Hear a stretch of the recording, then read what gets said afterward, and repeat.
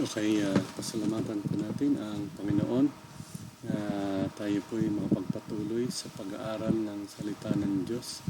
Welcome po dito sa Daniel Prophecy Seminar. At ang pag-aaral po natin ngayon ay pinamagatan na The Judgment Day, ang araw ng paghukom. Nais ko pong anyahan ang lahat na tayo muna ay yumuko sa panalangin bago tayo magpatuloy. Dakilang Diyos na makapangyarihan sa lahat, salamat po sa pagkakataon, Panginoon, na kami ay makapagpatuloy sa pag-aaral ay inyong mga salita. Patawarin niyo po kami sa aming pagkasala, tuloy niyo po kami na makaunawa sa pamagitan ng patnubay ng Banal na Espiritu.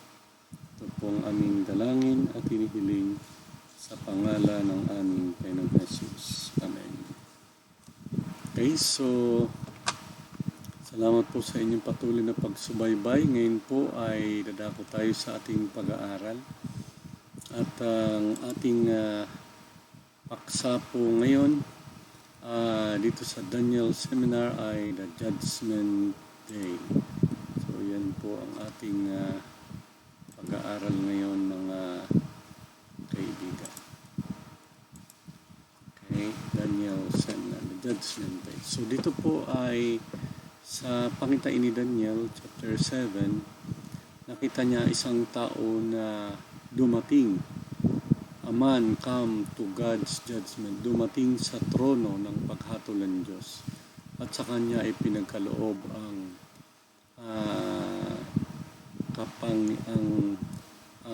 mga kaharian ng sanlibutan. Given the world kingdom, ang mga kaharian ng sanlibutan magpakailanman. Okay, so bali Daniel chapter 7 po tayo sa ating pag-aaral. Samantalang tinitingnan po ni Daniel ang maliit na sungay, napakinggan niya ang dakilang pagkilala o pag-angkin tungkol sa Diyos at sa kanyang bayan at saka sa kanyang mga kautusan, ay biglang nabaling ang kanyang paningin doon po sa langit. Ano ang lumiwanag sa kanya?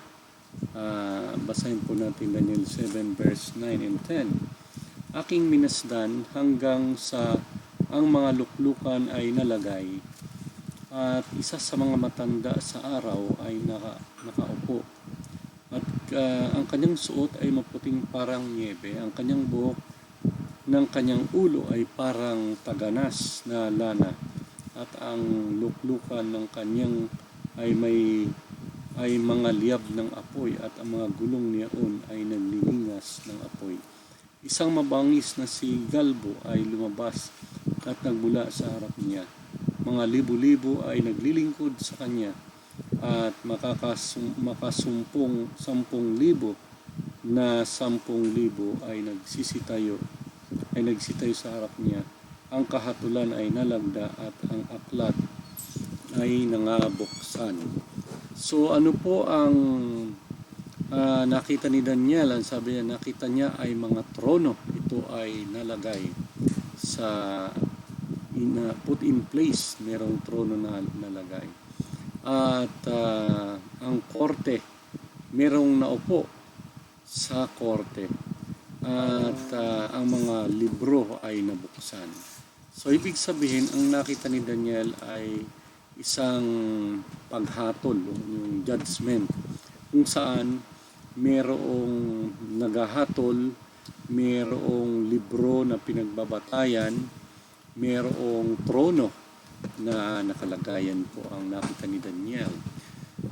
So ano ang tawag doon ang tawag sa Diyos na dumating sa tinatawag na doon sa trono na merong karo. Ang sabi dito, mga kapatid, sa verse 9, Daniel 7 verse 9. Aking minasdan hanggang sa mga luklukan ay nalagay, at isang matanda sa araw ay naupo, at ang kanyang suot ay puting parang niebe, at ang buhok ay Ang kanyang ulay parang kaganas na lana at kanyang luklukan at mga liab ng apoy. At ang gulong niyaon ay nagningas na apoy. Kaya ang sabi diyan, ang tawag sa Diyos na kanyang nakita na siyang nangasiwa sa paghatol ay walang iba kundi yung Ancient of Days o matanda sa mga araw. Ibig sabihin, bago ang lahat, siya na ang nandoon. Katulad po ng nakalagay sa awit 90. No? Awit 90 verse 1 and 2. Yun po ang ibig sabihin ng matanda sa mga araw, Ancient of Days. Sabi dyan, awit 91 and 2, Panginoon, ikaw ay naging tahanang dako namin. Lahat ng salit-saling lahi. Bago nalabas ang mga bundok, o bago mo nilikha ang lupa at ang sanlibutan, mula nga sa walang pasimula hanggang sa walang hanggan, ikaw ay Diyos. So, ibig sabihin, ang Diyos siya po yung Ancient of Days. Ibig sabihin, bago ang lahat, siya na yung nandoon. Many thousands attendants stood before the throne. Who would they be? Libo-libo at 10,000 ang mga nakatayo. Sino po yun? Ang mga nakatayong yun, ang sabi ay mga anghel. At pag sinabing libo-libo, 10,000, ibig sabihin talagang napakadami. No? Ang nandoon sa nanunood, sumusubaybay sa tinatawag na paghatol. So nakaranas na po ba kayo o naka-attend kayo ng paghatol o judgment o tinatawag na hearing? Nagkaroon po kami ng pagkataon na mayroong mga kaso na aming dinaluhan at yun po ay nakita ko kita namin doon mayroong judge, mayroong nasasakdal at may mga tao na nanonood o sumusubaybay, lalo na kung ang mga tinatawag na kaso ay mabigat. Pero kapag ang mga kaso po ay personal, mga family, kuminsan hindi na allowed ng judge na may maraming tao doon. Pero mayroong mga paghatol na kuminsan ay naka-TV pa, no? Maraming nanonood. Kita po natin, lalo na kung katulad nung nakaraan na maraming namatay po ng mga media sa Mindanao, TNB. So, Daniel saw books open in the judgment. Nakita ni Daniel ang mga libro na buksan, ang mga aklat. Anong mga aklat ng tala ang binanggit ng banal na kasulatan? So, sa Malakias 3:16 ay matagpuan po natin na meron diyang aklat ng alaala. Ibig sabihin, yung mga nagawa natin sa nakaraan ay nakasulat po yun. Book of Remembrance, mga bagay na dapat po alalahanin, mga gandang bagay. Meron namang tinatawag na Book of Life na ito ay mga nakasulat dito, yung mga taong maliligtas, sila ay nakasulat sa aklat ng buhay. Meron pa po bang ibang referensya ng tala ng God's record, tala ng Panginoon na mga kasalanang hindi na hingi ng tulong, nahingi ng kasalanan? Basahin po natin ang Revelation 20 o Apocalypse 20 verse 12 at saka verse 15. Dito po sa 20 verse 12, sabi sa atin, at nakita ko ang mga patay, malaki at maliit, na nangatayo sa harap ng luklukan, at nabuksan ang mga aklat, at nabuksan ang ibang aklat. So, ibig sabihin, mayroong mga aklat. So, marami yun, sabihin natin, 2.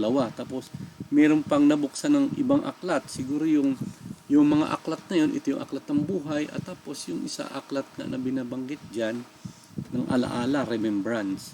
At may iba pang aklat na siyang aklat ng buhay. At ang patay ay hinatulan ayon sa mga bagay na nasulat sa mga aklat ayon sa kanilang mga gawa. So, ibig sabihin, ito pala, mayroong tinatawag na aklat ng buhay At ang paghatol ng Panginoon ay nakabatay sa nakasulat at ayon sa gawa ng tao. Ibig sabihin nakasulat sa aklat. Maaring tinutukoy dito ayon sa kautusan ng Diyos. Ito yung pinakabatas na pinagbabatayan. Kumbaga sa atin dito, ang paghatol ibabatay po ng hukom sa mga konstitusyon ng Pilipinas, sa mga batas, Republic Act, mga code, local code, o yung iba't ibang batas na aklat. So dito yung, siyempre yung batas ng Panginoon, aklat. Ito po dito ibabatay. At binanggit din dito na ito ay na nakabatay ayon sa kanilang mga gawa, no? Sa verse 12 at sa verse 15, at kung sino man ay hindi masumpong nakasulat sa aklat ng buhay, ibubulid sa dagat-dagatang apoy. So ibig sabihin, itong aklat ng buhay, dito nakasulat yung mga tao na sila ay nagkasala pero nanampalataya, nagsisi at sila ay pinatawad ng ating Panginoon. At mula nang sila'y nanampalataya, ang kanilang gawa ayon sa kalooban ng Diyos. Kaya ang paghatol ay ayon sa gawa, hindi po ayon sa pananampalataya. Although kinakailangan ang tao ay manampalataya, pero pagdating para sa kaligtasan, para maligtas ang tao manampalataya, pero pagdating sa paghatol ay hindi po pananampalataya ang pagbabatayan. Ang pagbabatayan ay yung gawa. Kaya mali po yung pagsasabihin ay wala na yung mga kautusan ay mga aklat. Mahalaga po ang kautusan ng Panginoon. Samantalang tinitingnan ni Daniel ay nakita niya isang tao na notable person who was brought before the judgment. Isang tao na dinala doon sa paghatol. Sabi rito ay, samantalang aking pinagmamasdan sa pangitain sa gabi, narito isang katulad ng isang tao, isang anak ng tao, like the Son of Man, came into the Ancient of Days, and they brought him near before him.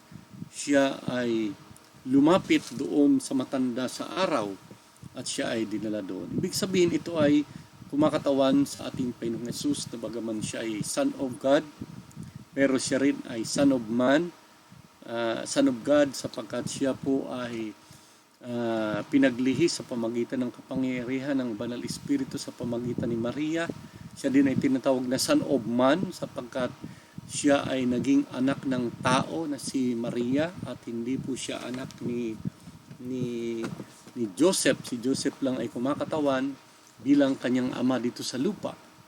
Pero siya ay naging anak ng tao dahilan po kay Maria. Siya ay pumunta sa Ancient of Days. So ito ay isang pangitain na kung paano ang Panginoong Hesus ay namatay para sa ating kasalanan at siya ay nabuhay, at pagkatapos nung siya ay nabuhay, sabi sa aklat ng Hebrew chapter 8 verse 1, siya ay umupo sa kanan ng luklukan ng Ama. Ganun po ang ibig sabihin, mga kapatid. Ito ay tinutukoy dito ang ating Panginoong Hesus. So sa paghatol, napakaganda kasi nandito ang ating Panginoong Hesus. Ang Ama ay nandyan, ang Diyos Ama at ang Panginoong Hesus ay nandyan. So, in the judgment scene, sa pangitain ng paghatol, what did the Ancient of Days give to the Son of Man? Ano po ang binigay ng anak ng tao sa ng matanda sa araw sa anak ng tao? Ang sabi diyan, mga kapatid, mga kaibigan, sa aklat ng Daniel chapter 7 verse 27, at ang kaharian ay mabibigay sa una ay sa verse 14, mabasa natin, nakalagay diyan, at binigyan siya ng kapangyarihan, ng kalulatian at isang kaharian upang ang lahat ng mga bansa at mga wika ay maglilingkod sa kanya, at ang kanyang kapangyarihan walang hanggang kapangyarihan at hindi lilipas, at ang kanyang kaharian ay hindi magigiba.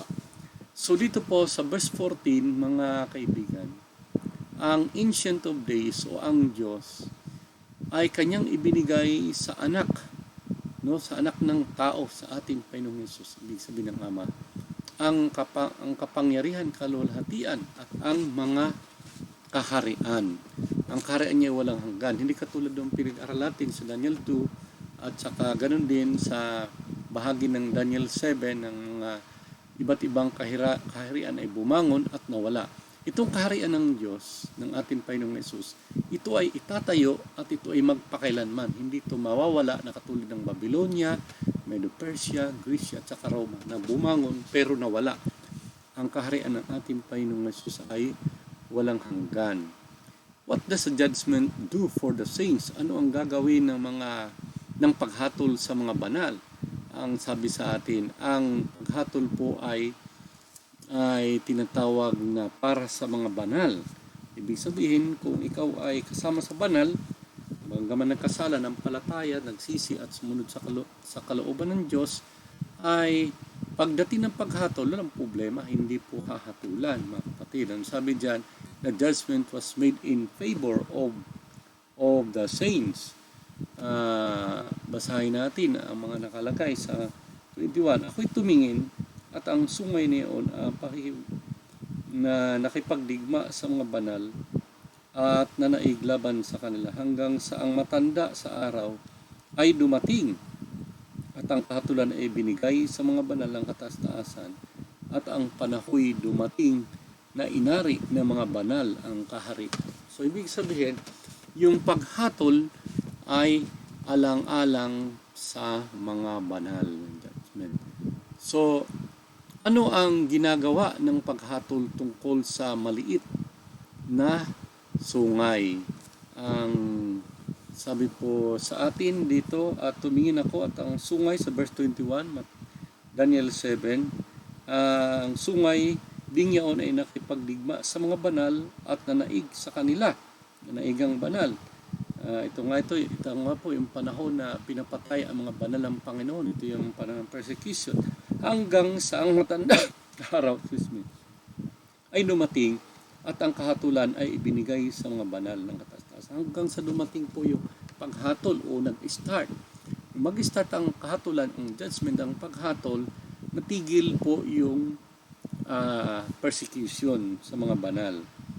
So, yung little horn, ang maliit na hayop, ang sabi rito, tinampo natin, 26-27, ngunit ang kahatulan ay matatag at kanyang aalisin ang kanyang kapangyarihan upang patayin at ibuwal hanggang sa wakas. At ang kaharian at ang kapangyarihan at ang kadakilaan ng mga kaharian sa silong ng buong langit, mabibigay sa mga banal ng kataas-taasan. At ang kanyang kaharian ay walang hanggang kaharian at ang lahat ng kapangyarihan ay maglilingkod sa kanya at tatalima sa kanya. So, yung they shall take away the dominion and consume them and destroy them. Yan po ang mangyari doon sa tinatawag na maliit na sungay. Siya ay wawasakin. What then happens to the world kingdom? Then the kingdom shall be given at ang kaharian ng mga sanlibutan ay ibibigay sa mga banal ng kataas-taasan. At sino po ang banal ng kataas-taasan? Apocalypse 14:12 ang sabi sa atin, narito ang pagtatyaga ng mga banal na nagsisitupad ng utos ng Diyos at may pananampalataya kay Jesus. So ang banal po ay may dalawang katangian. Hindi lang po pagtupad ng utos, hindi lang po pananampalatayang kay Jesus. Kinakailangan po ay tumutupad ng utos at pagkatapos may panampalataya. Kasi po yung iba ay may utos lang pero walang panampalataya. Mga Hudyo po yun, may kautusan sila. Yung iba naman ay nanampalataya lang pero walang kautusan. Yung karamihan po sa mga Protestant ay nanampalataya lang pero wala na pong kautusan. So mali po yun. Ang banal po ay may pananampalataya, pagkatapos dahilan sa kanilang pananampalataya, sila rin ay tumutupad ng utos ng Diyos. Ang kaharian ay mabibigay po sa kanila. Yun po ang tinatawag na banal sa Biblia, mga kapatid na kaibigan. God has appointed a day of judgment. Ang Diyos ay naglagay ng isang araw ng paghukom what important question is, sa mga mahalagang katanungan ay, kailan magsimula ang paghatol? So, tingnan po natin sa Gawa 17, 31. Gawa 17:31. Kailan po magsisimula ang paghatol?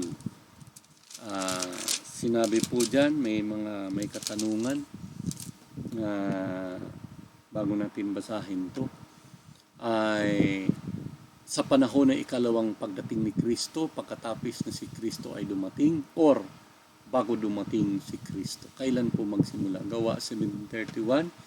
Sapagkat siyang nagtakda ng isang araw ng kanyang paghukom sa sanlibutan ayon sa katwiran, sa pamagitan ng kanyang lalaking kanyang itilaga, na ito'y patunayan niya sa lahat ng mga tao nang siya'y buhayin na maguli sa mga patay. So, ibig sabihin, mayroong isang araw na inilagay ang Panginoon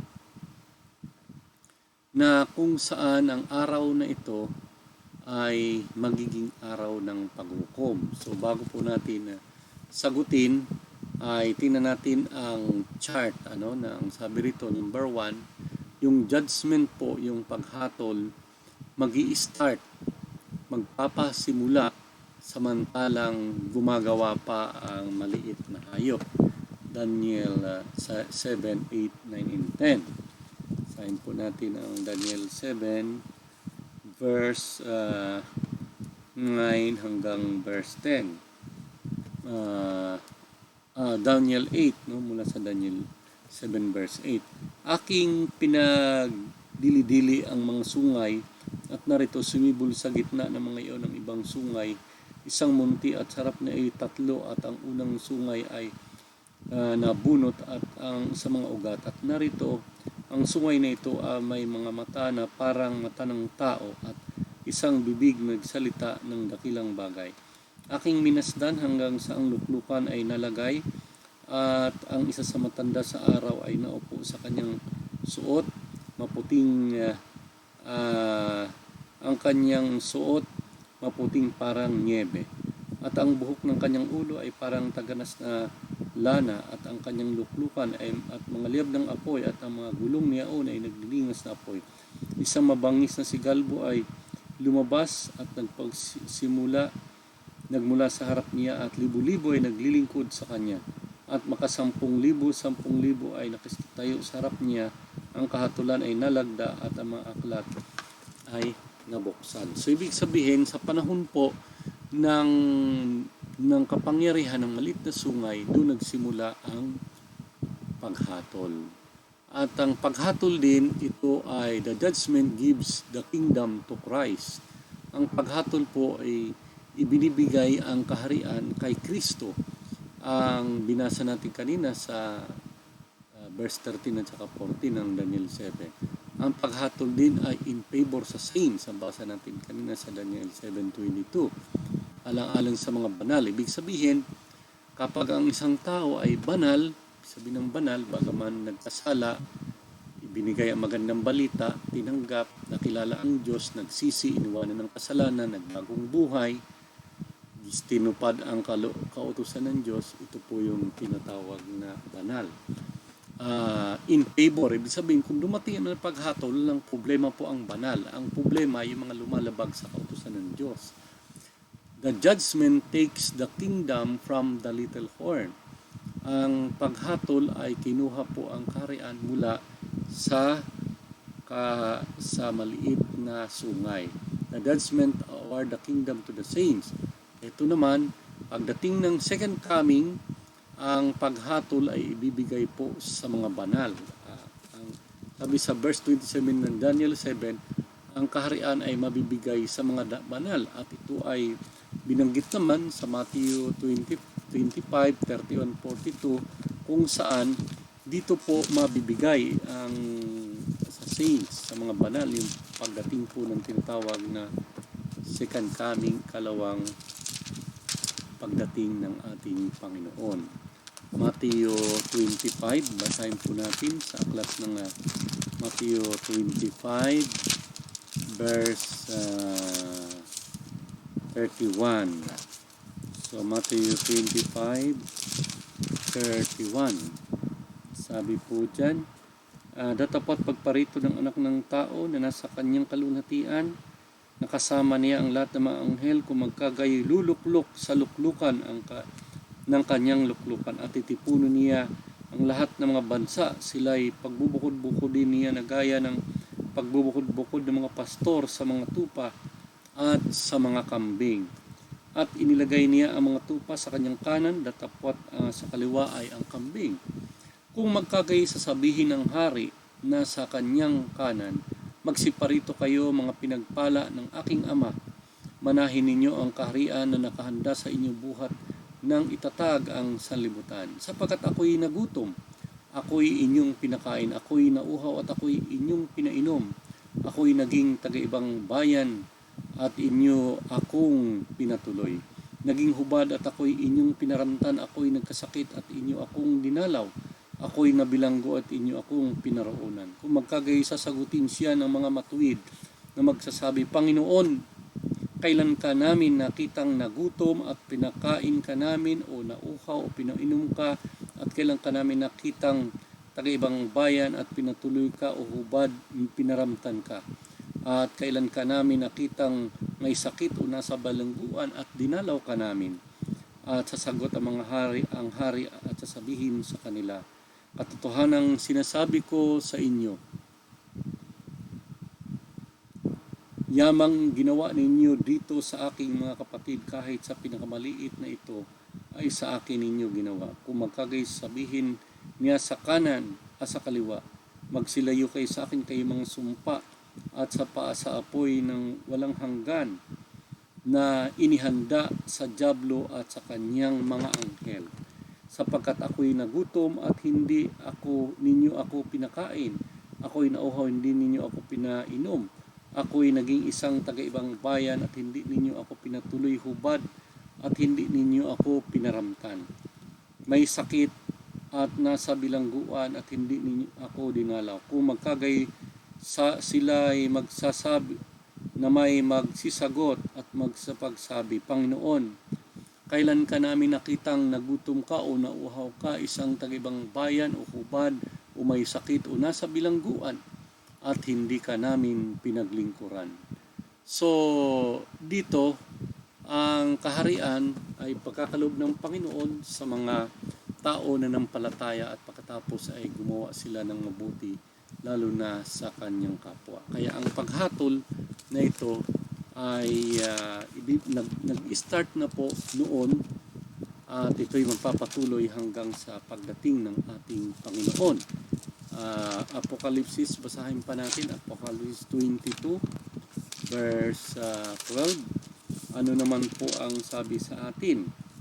Narito ako'y madaling pumaparito at ang aking gantimpala ay nasa akin upang bigyang kagantihan ng bawat isa ayon sa kanyang gawa. So ibig sabihin, nag-start ang paghatol sa panahon na kung saan ay naghari ang little horn at pagkatapos ay nabuksan ang mga aklat, at ang aklat ay patuloy na binubuksan hanggang ngayon at hanggang sa katapusan. At pagkatapos na ito'y mabuksan ang kahatulan, ang Diyos ay hatol sang-ayon sa ginawa ng mga tao. So, circle the answer as to the judgment begins. So, kailan po magpapasimula ang paghatol? Ang sabi dyan ay letter C, ang paghatol ay bago dumating ang ikalawang pagbabalik. So, sapagkat ang paghatol po ay mayroong tinatawag na dalawang bahagi. Yung una ay investigative judgment, paghatol na pagsisiyasat. Sinisiyasat po ang mga libro, yun po ay paghatol na.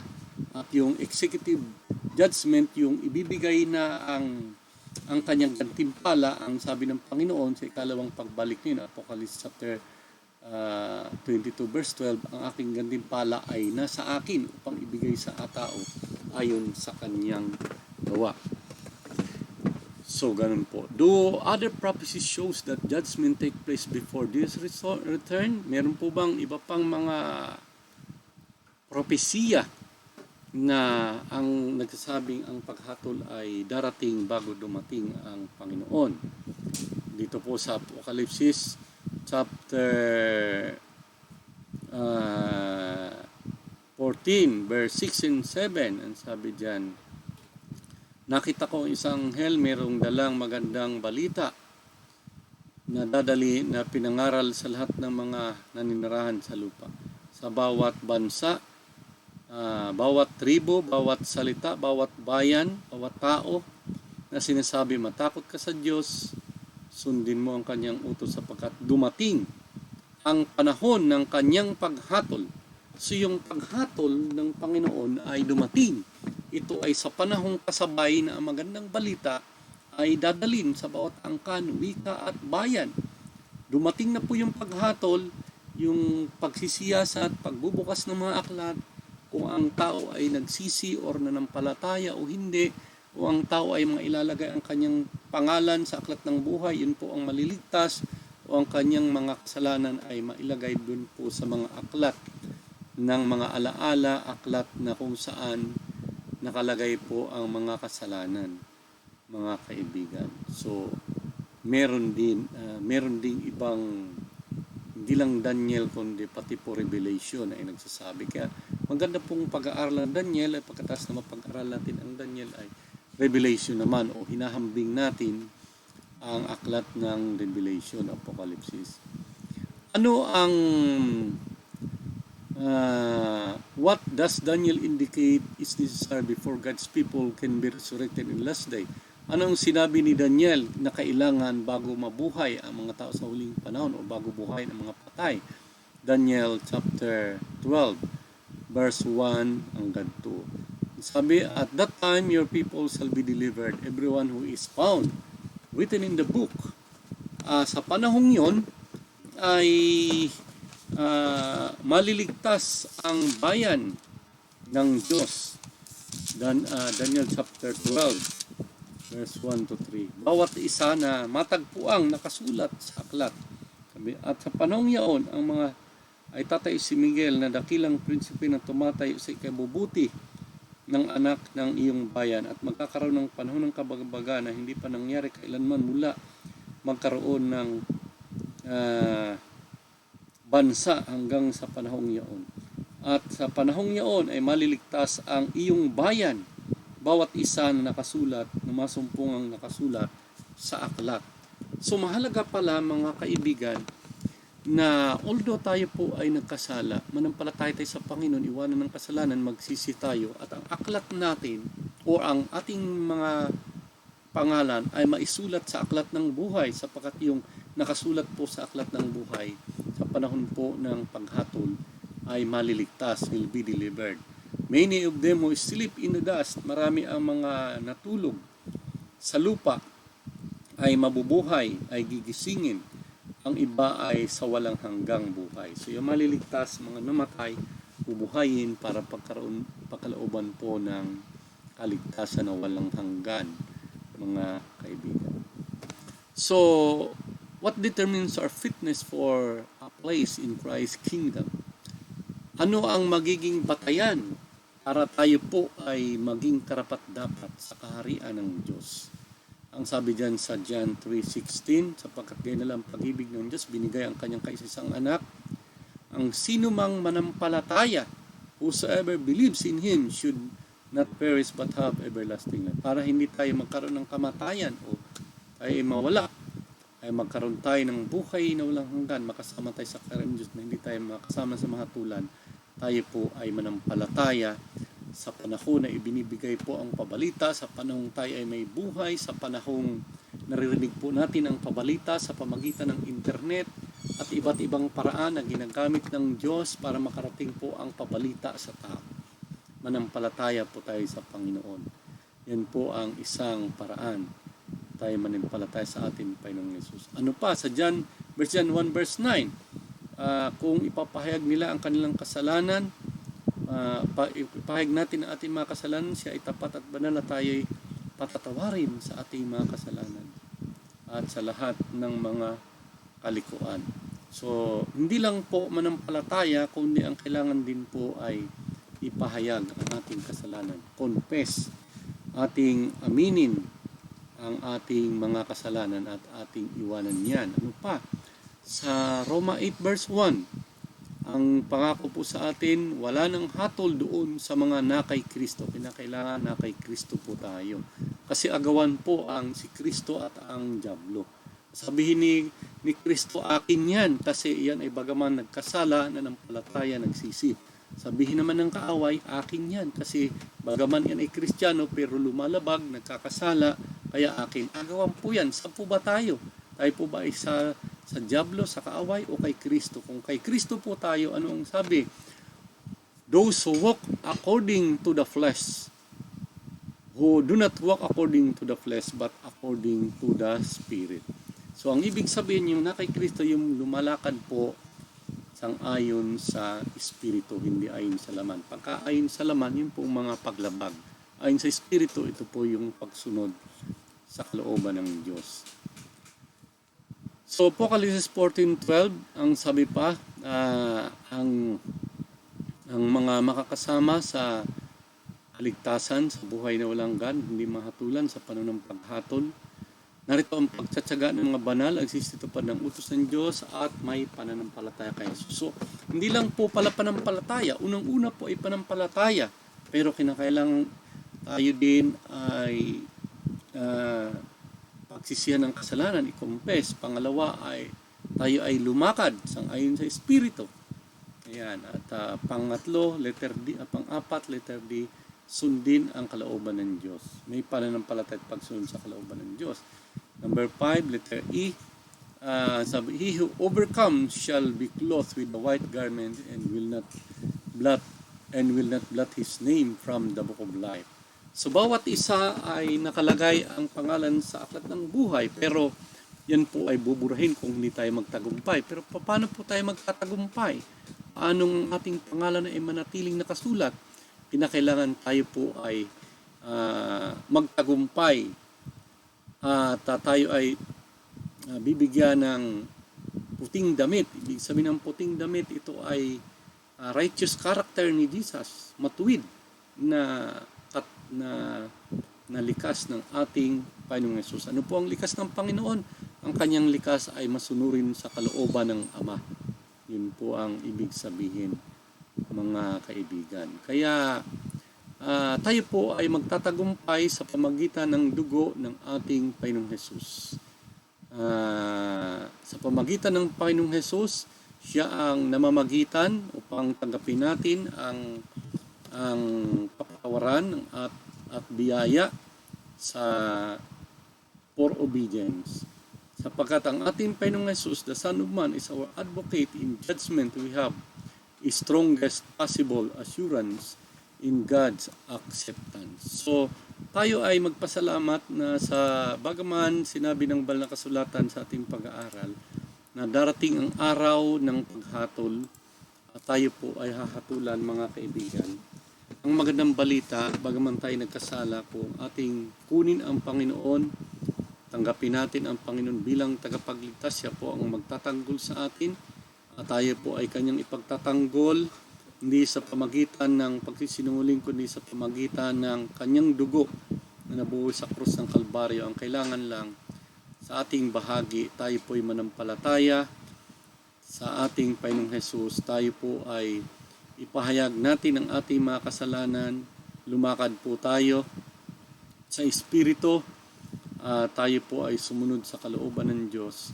Tayo po ay makakabilang doon sa kanyang kaharian at hindi po tayo makakasama ng mga hahatulan na magkaroon ng kamatayang walang hanggan sa pamagitan ng apoy na ito'y inihanda para sa dyablo at sa kanyang mga anghel. Kundi ang ating maranasan ay inihanda ng Diyos na kanyang kaharian sa langit na bayan. So kung nais po natin, mga kaibigan, na tayo makasama sa kaharian ng Diyos, maaari po ba na ating tasang kamay tayo po ay manalangin? Dakilang Diyos, salamat sa magandang balita. Salamat sa Panginoong Hesus na namatay upang kami ay iligtas. Tulungan niyo po kami na manampalataya, iwanan ang kasalanan, maglingkod at sumunod sa inyo. Tulungan niyo po na kami ay aming mga pangalan ay maisulat sa aklat ng buhay upang sa panahon ng paghatol, kami ay matagpuang karapat-dapat na makasama sa inyong kaharian, sa kaharian ng Panginoong Hesus na walang hanggan. Salamat ng marami, Panginoon, sa pagdinig ninyo sa aming mga dalangin. Ito po ang aming inihiling sa pangalan ng Panginoong Hesus. Amen. So maraming salamat po sa inyong pagsubaybay, mga kaibigan, mga kapatid. Patuloy po tayong sumaybay sa ating mga paksapa dito po sa pag-aaral ng Daniel Seminar at pagpalain po ng Panginoon tayong lahat.